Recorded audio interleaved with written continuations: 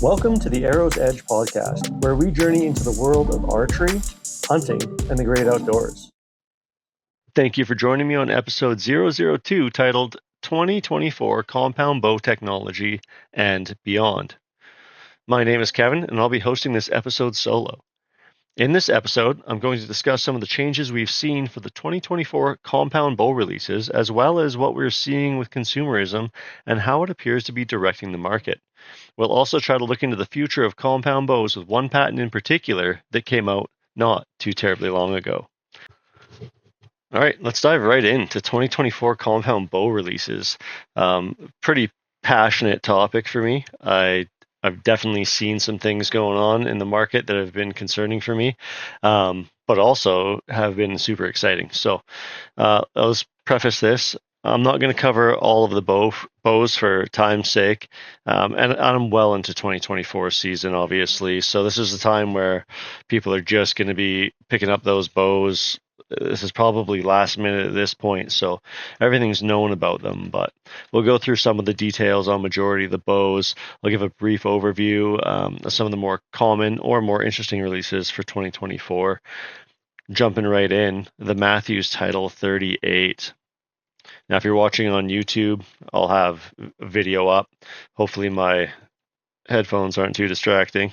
Like my G Hub isn't launching, so we're just going to run some blue lights for you guys. So the Matthews Title 38 seems to be super well received, especially over the TRX lineup. I know there was a lot of complaints from a lot of guys on the TRXs, but now going forward to the title, we see a lot of guys running the TRXs. So it's hard to, I think some don't like change as much as others like change. Some really like the honeymoon phase, and some really don't like the honeymoon phase of bows. So, but it's got a very similar geometry to Bowtech of previous generations, and I think that's why maybe some of the pro shooters coming from Bowtech have really embraced the Title 38 because it's kind of what they're used to. The Matthews Lift 33, and well, the Matthews Lift series in general, is a bit shocking for me, to be honest, because coming from the PSE Levitate, which is super light, super fast, pretty aggressive draw, has some feedback in the shot for sure, but none of these things are like it's what I'm looking for in a bow, so I really liked it. And I did see a big trend of the Matthews guys really not liking light bows. They don't like fast bows. They don't like bows that are hard to draw. They want, quiet, dead in hand, accurate bows. That's what they're after. And then we enter the Lift series. So it says the 2024 Lift is lightweight and heavy hitting. At sub 4 pounds, this next generation of Matthews hunting bows utilizes the all-new Switchweight X cam, delivering speeds up to 343 feet per second while remaining deadly quiet, which we saw the reviews in the beginning when this package came out, and it's definitely not as dead in the hand as previous iterations of the Matthews line. But so for me, this is a much more desirable Matthews bow than I've seen in the past. For Matthews guys, I mean, they're Matthews guys, so likely they'll just follow trend, which is great. Super great for Matthews to have that eager following, but definitely either a bow that's going to kick people out of the Matthews lineup and go looking for something else for a year or two, or draw some people in to the Matthews game. So pretty interesting release there from Matthews, I thought. Okay, so PSE Mach 30 comes out and gets editor's choice from Outdoor Life. That's a pretty big thing, I think, for the PSE Mach 30. I think the Levitate got it as well. And I want to say last year, maybe the Elite got it or maybe Matthews got it. But I mean, they're always kind of fighting for that first place spot. So I think the PSE Mach 30 is a very desired platform coming away from the Levitate, where guys wanted that shorter axle to axle. The Era would have answered that last year, but this year PSE has the Mach 30, the Levitate, the Mach 34. So there's a good spread there for guys looking for different ATAs and want to get into something that they're used to. They also PSE went away from their cable slide and put this roller guard on there, which is good and bad. Whatever. It's not a huge difference in my eyes, but I know, especially when I first entered into the archery world, seeing a cable slide was like, oh, that's a beginner's bow or an intermediate bow because there's a cable slide on there. But then, of course, when I switched back to the Levitate from Hoyt and realized that it wasn't, in fact, a downgrade, it was certainly, I mean, there's nothing wrong with it, and I understand why they use it now the more that I delve into this stuff. But I think this choice was probably led by consumerism, which is a little bit concerning for me. I mean, when a company loses out on sales because they don't have something, even if it's not better, at some point in time, the company probably just has to cave and follow trend, right? Which is a little bit unfortunate that there's no way for them to push back and say, hey, this is better. This is why. The amount of money they have to spend on marketing and getting people out, like, to understand the physics behind it and why a cable slide with rollers on it would have been superior to something like this new setup might be difficult. But they've also went above and beyond and changed up the way that they do quivers for this setup. So you actually, well, you have to go and check that out yourself. But PSE does make a two-piece quiver that's nice and low profile that attaches directly to that cable guard. So that's a pretty cool upgrade there, or lateral movement, or whatever you want to call it. But and then I do just want to throw out the honorable mention, the Shoot Down Pro. I know this released last year, but most of these bows did actually release last year. So um, the Shoot Down Pro gets to join in. I think the 36-inch ATA is probably going to be um, more dominant or more prominent in the 3D. I would say probably on the 3D course. Sorry, I'm reading and thinking at the same time and trying to talk, but it's definitely got a place in the 3D world. It probably has a place in the hunting world as well. I'm not sure if it has a place in the target world or not, but I wouldn't expect it to, considering that it's a hybrid. So definitely, I've already seen a lot of those on the 3D course, and I've seen a lot of people take first, second, third place with the Shoot Down Pro on 3D. So that's pretty cool. That's locally, of course, not anywhere else necessarily. Most of those guys are gonna be shooting target bows, all the pros. But so the PSE target bow line got some changes. One to note is probably the grip system. One thing I really like about PSE is just how simply they solve complex problems.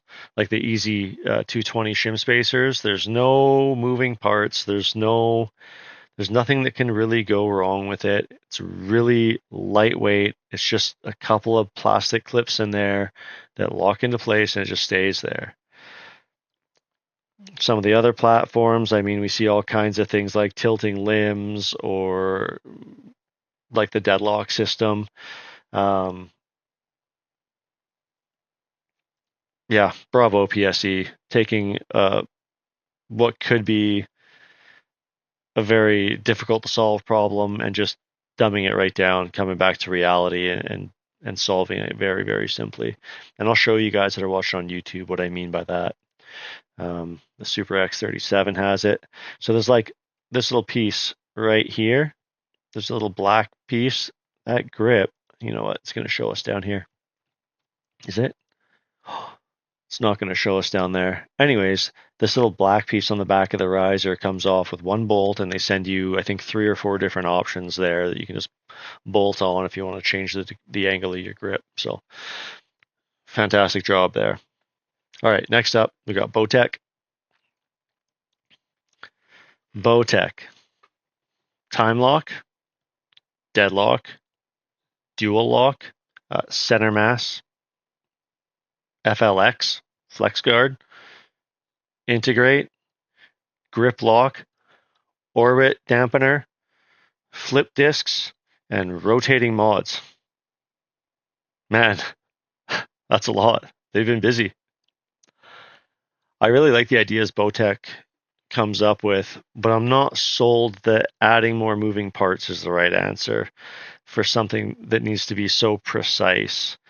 Um, I mean, there's other companies with just as many useful adjustments as Bowtech without all of the added things to go wrong.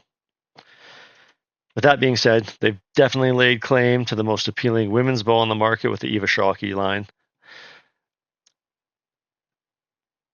We're going to veer off a little bit because now this is old news. At the time that I was writing this all up, it was right on point. But I want to know, do you think that Bowtech did the right thing by getting rid of Kyle Douglas and the Hammer, Tim Gillingham, to focus more on their hunting lineup? It's a really difficult question for me, but I do know that the timing was very bad on Bowtech's behalf. Whether they chose to move away from target entirely and just focus on hunting. I see they've got some shows coming up here. They've got the 2024 Bowtech Rally coming up, which I think is great for the hunting community. I don't think they make a great hunting bow with all the little gimmicks on it. So it's kind of a weird space that they're in right now, I feel like. But I digress. I know a lot of people love that thing, so we're going to leave it at that. They add a lot. I went through the list. Yeah. Let's move on to Elite. I think Elite is on the right track. They've nailed down their identity. And I think with the last two generations of their bows, they're kind of turning into the tinkerer's dream. You know, they've got I'm pretty nervous with the ability to make all of these changes with just a little bit of movement in a screw. I mean, do you want to put brass in the cam so that you can have a micro adjust let off? I don't know. I just don't know. I mean, is micro adjust something that you need? On a 70-pound bow at 70% let off, you're about 21 pounds. 80% is 14 pounds. 85 is 10 and a half pounds. And of course, 90 is going to be 7 pounds. So even with just a few adjustments, will you notice much of a difference between 85% and 90%?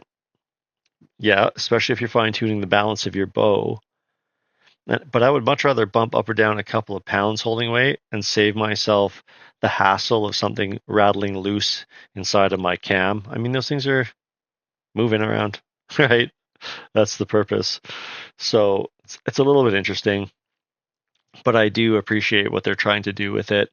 I don't need to go to 86% or 87% or 88% or 89% in my hunting rig. In a target bow, now that's something that's a little bit different. You might really want to customize that feel in the back wall. You might want to add a few ounces of weight up front and increase your holding weight to level that out, which is something that's great. But in a hunting application, I just think that the less there is to go wrong, the better off you are. Now, I think things like being able to change your draw length. Imagine shooting all year level ground at 29 inches of draw length and feeling good. And then you climb up into your stand and you go to shoot down. You finally get to the beginning of the or near the beginning of the season and you want to put some sets up or whatever you want to do. You want to just do a few practice climbs and take some shots out of your tree stand. You find out that that draw length feels too long with that specific platform. Some of these bows are not easy to adjust. So now you're looking at getting mods, and hopefully mods are close. But what if mods aren't close and you've waited so long to get to the season? Or you're a beginner archer and you have no idea what your draw length is, and now you have to spend potentially hundreds of dollars changing your draw length to get the fit you right. I think it's bad. I think you definitely want to have an adjustable draw length. How adjustable? I mean, if there's no real moving parts there and everything's remove a bolt and put a bolt in, and that's it, and it's bolted in no matter what, right? Whether you have rotating mods, there's 2 bolts holding them in, sometimes 3. Whether you have installed mods, no rotation, just pre-made, this is a 29-inch mod, there's still 2 bolts holding that thing in there, right? It's not like you're lessening or increasing amount of parts on the bow. So I'm totally fine, and I think it's a great addition to have adjustable draw lengths. Adjustable let-off mods, well, now we're adding a screw pretty much in any scenario, sometimes a few, depending on how adjustable, right? Do I want that on my cam? Not necessarily. Do I think it's a big negative? No, I'm okay with having some adjustability in the mods, especially if it's just to put a bolt in or take a bolt out. Like the Bear EKO cam, for example, that's a pretty nice cam design, although it's a little confusing and the let-offs aren't quite what they advertise them to be. Does it matter? No, you can move everything around to fit the way that you want it to fit, so it's not so bad at all. So the Elite came out with the Ethos, the Kairos, the Allure. Of course, they still have the Omnia, the Era. Those are going strong.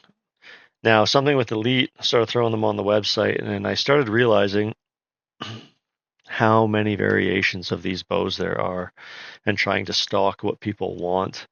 And it got super overwhelming super quickly. Like the Ethos alone has over 300 different variations of that bow between 40, 50, 60, 65, 70, 75 pound limbs, and then all the color variations on top of that. But now, not only do you have the Ethos, you have the Kairos with 300 different options. And then the Allure with 300 different options. Well, not that many because it comes in 40, 50, and 60. But you can understand as a consumer how difficult it would be for a shop to stock all of these. So you're either settling and buying whatever's in stock, or you're going to, hopefully, they'll have one there that you can try. If you like it, then you order it and you wait. And I think that's the way the industry is going to be going because people really like that customization. So I don't think there's anything wrong with that personally. I definitely enjoy variation. And I think that it'll continue to go that way. And a special order is special order and it's not a big deal. All right, Bear Archery. Originally, I was going to talk about the Persist and their hunting packages, but now that I've got my hands on some of their bows and the Whitetail Max being my best seller in store, these things I think they're way overlooked. I mean, I know a ton of beginners definitely dive into these things when they go to Cabela's and get set up or whatever the case might be, wherever they go. And that's where Bear's market has been. But the Whitetail Max, probably it's safe to assume the entire Legend lineup is a super, super good platform. The Whitetail Max comes with that EKO cam that I was talking about. Their biggest downfall there, I think, is the max draw length of 30 inches. Probably be nice to see that go out to 31, but man, yeah, great looking bows. They feel good. The finish is very reasonable, and the price is it's really there. The price is really, really good. So that's awesome. I'm glad to see that from them. And I know availability is a little bit difficult with the Bear stuff. It does take some extra time to get them in, but yeah. Sorry, I got a stupid little cough here. And then I'm going to go out on a little bit of a limb here again with the Trophy Ridge stuff. I just got the SWFT in finally, their single pin sight, and it's got everything on there. For that price point, like it's a really good 3D sight. It's probably a really good hunting sight. I could use a little bit bigger of a scope housing. The smaller the scope housing, the less light comes through. So those last light shots are definitely going to be a little bit more difficult with a 31 mil or whatever. Anything under probably 41 mil is what I would recommend for hunting. But it's got a spot to put a lens. It's got dual sight tapes inside and outside on the dial. It's got micro adjust elevation outside of your dial adjustment. So if you find that you're on your 20 and you're hitting just a touch low, well, you can just move your micro adjust for your elevation and then have your dial right on 20. I don't know. It's just really easy to do. I don't see why more people don't do that. But for hunting scenarios, I could see that getting bumped. It can move a click or two. Does a click or two matter in a hunting situation? Well, no. So I'm sure it's going to be just fine. But and I think it's going to be rugged. That's well done, Trophy Ridge, for that price point. Again, I just don't think you're going to find anything better than that. So that's all I got on the compound bow line. I do want to talk about consumerism and compound bows. And I've closed all my tabs. I'm just going to reopen some of these tabs because all of these guys are having, I'm not going to say an identity crisis or anything, but it's like,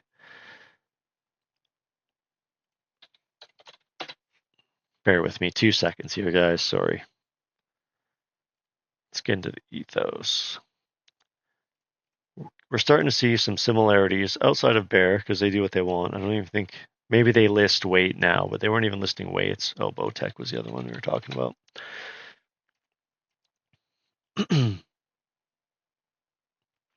Okay. Let's just do the Core SS because it seems to be one of the more popular bows.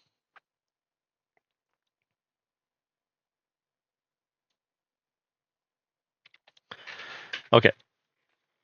Let's just get into the introduction of this section. Although I've already sprinkled in some of the side effects of consumerism, there are more to note that should be talked about.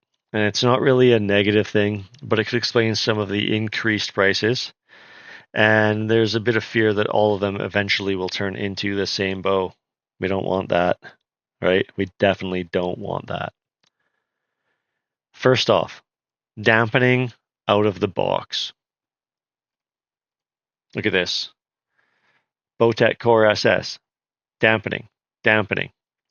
Ethos. They got this little thing here. Dampening. They got that. Dampening. Limb dampers, obviously. Bowtech doesn't have limb dampers, but they've got their built-in stuff. Mach 30. Damper. Limb dampener. Lift 33, built into the riser.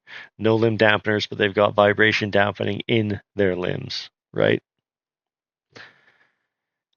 Oh, and the monkey tails. And the elites also have the dampers on their strings. Bowtech's got speed knocks, and these, I don't know what those are all about, but PSC just got speed knocks as well. Okay. So dampening out of the box has become mandatory for manufacturers to include now. With some of them building it, as we talked about, into the riser, others adding it to a lower stabilizer mount. And I think the problem with testing bows in a form that you won't shoot them in is that it adds unnecessary R&D and costs us more money at the till for something we will likely just take off. And again, the next thing is the need for adjustability, which we've talked about, but most of you are going to set it and forget it.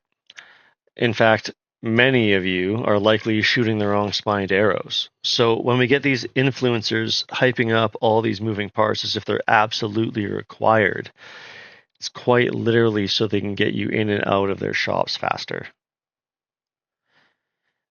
It's so, I mean, it's in their best interests and not necessarily yours. And I'll give you an example. Many Matthews guys have begun complaining about the top hat system. No easy adjustments.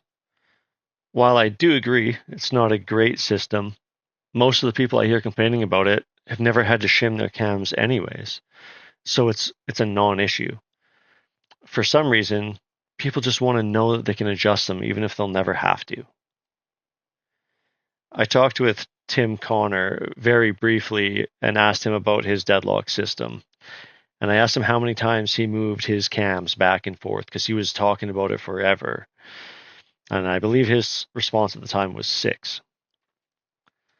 Well, how many of you change your arrow setups, your rests, your strings, your release types more than once a year? I think he's a special case.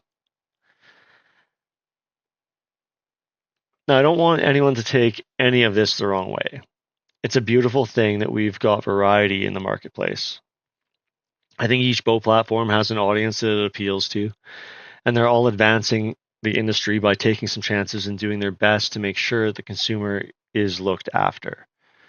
So a huge bravo, but let's allow them to be different from one another.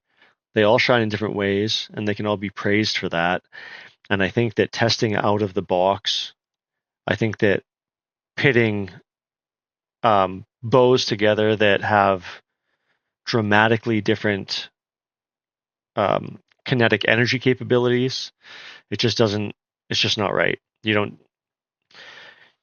can't expect a bow that shoots 200 feet per second or 500 feet per second to be as quiet as a bow that shoots 200 feet per second. Obviously, that's exaggerated, but your draw curves, it all comes down to what that bow is putting out. I just saw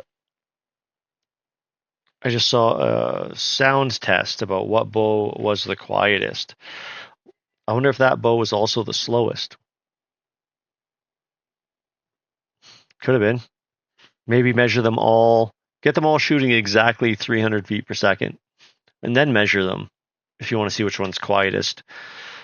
But to measure one at 280 feet per second, one at 290 feet per second, one at 300 feet per second, it's not even relative. So unfortunately, I deem that test as useless.